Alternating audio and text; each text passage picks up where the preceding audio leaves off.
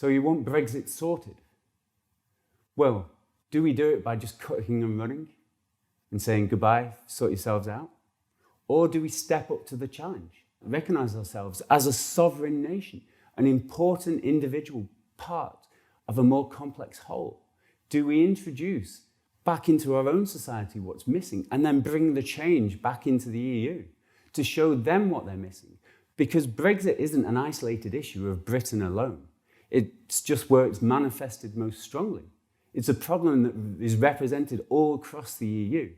Now, we either let it collapse and fall into chaos and disarray, each nation against each other again, or we step up, we solve the problems together and take everything to the next level. Because the challenges we face for the future are the ones that we can only solve together. Division and competition between nations isn't going to solve the bigger problems that we face. You want to unleash Britain's potential? I say support society. Support society that helps all of us to thrive. Society that supports individual progress. That's unleashing Britain's potential. That is allowing everyone to do their bit, to give them the opportunity to create the change, to be part of the change, to be there for each other, to support each other, to help each other thrive. That is unleashing Britain's potential. That is supporting people, not supporting this idea of Britain that only serves the rich, the only ones who will benefit from more globalization and increasing competition from Britain's untethering from the EU regulatory system.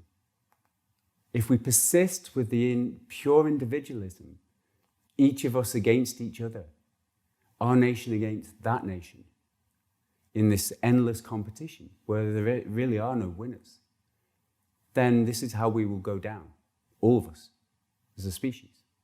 The next stage is for us to recognize ourselves as individuals, as part of this more complex whole, that we're all in it together, this huge planetary social experiment that we're all in. We have a choice right now to choose to take a step towards recognizing that fact and designing our society to better reflect that fact.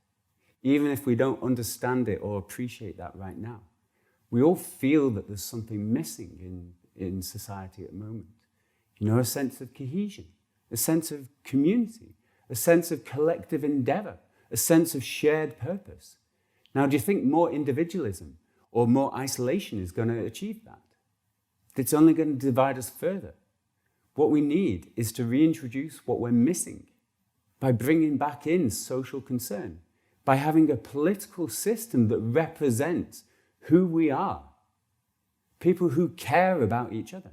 It's a simple choice. Do we choose more cruelty, or do we choose to move in the other direction, to find what we're missing, to embrace new possibilities? Do we want leaders who can imagine these new possibilities and bring them to bear? That's the future that I'd like to see.